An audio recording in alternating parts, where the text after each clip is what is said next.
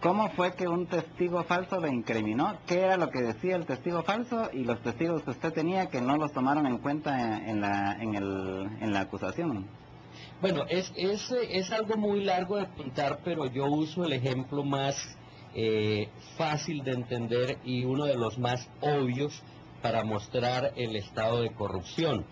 En el caso del testigo que cuenta una historia y que señala que lo contrató un Jorge Castillo, él dice, por ejemplo, en una de las cosas absurdas y cumbres de las que dice, que el día del homicidio, yo como el intermediario coordinador del homicidio, que lo contraté a él y subcontraté a otros con él, estaba sentado en un restaurante tomándome algunas cervezas con él, comiendo, y simplemente sentados esperando que en las noticias nacionales cortaran la radio, la televisión y anunciaran, porque lógicamente iba a ser una noticia extraordinaria el asesinato del periodista. Entonces nosotros simplemente estamos sentados departiendo, esperando que se anunciara el homicidio.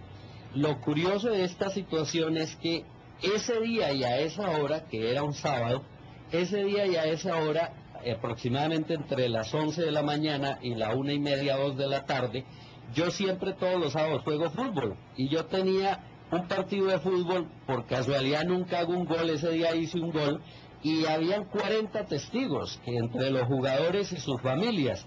Entonces, a la hora que el testigo estrella falso dice que yo estaba con él esperando el homicidio, en el lado mío hay 40 personas diciendo que yo estaba jugando un partido de fútbol. Pero el señor Dalanese, la señora fiscal y el señor director de la investigación, pues lógicamente dieron como un hecho que esos testigos decían cualquier cosa porque eran 40 testigos amigos míos. Entonces, esa es una sola de las cosas que ni siquiera tuvieron en cuenta a la hora de permitirme una defensa para no ir a una prisión preventiva. ¿Cómo fue su vida en la cárcel, Jorge? Bueno, le voy a repetir algo que le he dicho a todos, que fue una frase, casi una de las frases del año por los medios de comunicación. Yo dije en su momento que cuando tú vas a la cárcel te conviertes en un cero absoluto. Lo más duro de la cárcel, siempre lo oí antes de ir yo a la cárcel, es el encierro, es la pérdida de la familia, es la pérdida de los amigos, el trabajo. Bueno, yo llegué a la conclusión que eso es una verdad muy pequeña, que es una verdad media. Yo descubrí, en mi manera de verlo, que lo más duro de ir a una cárcel es que cuando vos entras a una cárcel, ya no eres vos, perdés la totalidad de tu persona, de tu personalidad, de tus deseos. ¿Por qué? Porque en una cárcel vos dependes completamente del vecino. Si el vecino, tú roncas, te pega una puñalada porque roncas. Si el violador de turno se enamora de ti desde que entraste, ya sabes que te va a violar. Si el vendedor de drogas que está en tu cuarto decide que tú vas a ser el esclavo de él para ir a llevar las drogas, pues tienes que ir a llevar las drogas. Entonces, el yo, mi deseo, mi personalidad, mi dignidad desaparece por completo cuando entras a una cárcel. No es lo mismo que si te meten en un área donde estás solo y nadie te molesta, que eso muy pocas veces sucede porque muy pocas cárceles se dan el lujo de tener celdas para una sola persona. Entonces es muy difícil describir, yo no puedo describir lo que es estar en una cárcel, en este caso la cárcel de San Sebastián en Costa Rica, pero lo que sí te puedo decir es que también puedo decirlo públicamente, como lo dije en la denuncia en la Corte Interamericana de Derechos Humanos, que la cárcel de San Sebastián es una de las mejores universidades del crimen que conozco. Tengo entendido que en la cárcel, entre otros vejámenes que sufrió Jorge, hubo 2 violaciones que lo han dejado marcado hoy con muchas enfermedades. ¿Es esto cierto? Sí, se tuvo que manejar públicamente y pues uno lógicamente no quiere hablar de estos temas, no porque me dé pena, ni mucho menos, porque hay cosas que el ser humano las recibe del universo y uno no puede quejarse de algo que uno no escoge, sino porque realmente es demasiado duro hablar de un tema que solo con recordarlo te hiere y te lleva marcado para toda la vida. Tiempo después de salir de la cárcel hubo complicaciones y en cuestión de 17, 18 meses tuve un desprendimiento de recto, me tuvieron que operar de emergencia. Y luego pues el sufrimiento de ser una persona lisiada en varios sentidos después de haber entrado con un estado perfecto de salud a la cárcel. Pero como le digo, son cosas que no se pueden describir. En realidad no hay manera de decir entré siendo uno y salí siendo otro. Lo único que se puede decir es que es muy triste y muy lamentable que al día de hoy podamos estar seguros que de acuerdo a cómo se está manejando el sistema, seguramente de cada 10 personas en la cárcel al menos 3 o 4 son inocentes. ¿Qué pasó con los testigos que presentó Dalanese en el juicio en su contra, Jorge?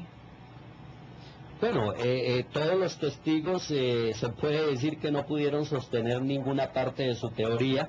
De las 14 personas acusadas por el homicidio, terminaron culpando a una, que en mi opinión, y lo he dicho muchas veces, no tiene nada que ver con el homicidio, es mi modesta opinión, y la condenaron porque aparentemente descubrieron que le mandó un televisor a una persona que en el juicio dijo que él efectivamente había matado a Parmenio, cosa que dijo y lo sabe toda la opinión pública, lo sabe mucha gente, simplemente por el placer de sentirse valiente, porque es una persona que ya estaba condenada a 35 años y quería llegar a la cárcel otra vez con más años para ser más importante y más respetable en una cárcel. Entonces a esta persona que dejaron allí le cobraron el homicidio con una excusa barata, pero a las otras 13 personas que acusaron les tuvieron que quitar el cargo del homicidio, lo que obviamente muestra que todo fue básicamente un montaje. ¿Qué medidas jurídicas ha tomado en contra de Francisco Dalanese y Giselle Rivera? Bueno, nosotros teníamos, por cuestión naturalmente de procedimiento, por cuestión de orden, teníamos que terminar el juicio contra el Estado, que ya hace un mes terminó. Obviamente perdió, como diríamos en el fútbol, por goleada el gobierno de Costa Rica. Ahora tiene que pagar 4 indemnizaciones, de las cuales ya hay una definida, faltan 3, y obviamente pues tiene que pagar. Terminada esa parte, que es la parte administrativa, llamémosla la parte indemnizatoria contenciosa, entonces ahora ya podemos entrar sin ningún problema en las acusaciones de la parte personal, para resarcir daños. En la parte administrativa podemos ir contra las personas que crearon los procedimientos erróneos, las demandas civiles, y estamos en eso, estamos haciendo todas las evaluaciones del caso con una gran preocupación, y es que creemos, aunque en este momento no nos lo han dado por escrito, en Guatemala nos están haciendo un estudio, creemos que vamos a tener tal vez un pequeño problema, y es que el señor Dalanese parece ser que tiene inmunidad. La última pregunta la va a hacer Jorge. En su experiencia, Jorge, ¿qué opina de utilizar como pruebas únicas para resolver casos a los testigos estos especiales que forman parte y que de hecho en su mayoría han sido miembros de quienes cometieron los crímenes? Como he dicho en varias entrevistas, la figura del testigo estrella por sí misma no es mala. Lo que es malo es el uso que haga el fiscal de turno, la manera como maneje el fiscal de turno el uso de esa persona. Lo que plantea el uso del testigo estrella es que el testigo estrella, para ser estrella, son mis palabras, pues debe tener las puntas que tiene una estrella, debe haber participado en el ilícito, debe tener pruebas de su propia participación, debe tener pruebas de la participación de las personas a las cuales va a echar al agua, debe tener toda una serie de argumentos que le permitan ser el testigo estrella. Lo que pasa es que si el fiscal prepara al testigo estrella, le da la información que él tiene, lo alecciona y lo usa para resolver el caso, sin que ese testigo estrella en la verdad y en la práctica haya participado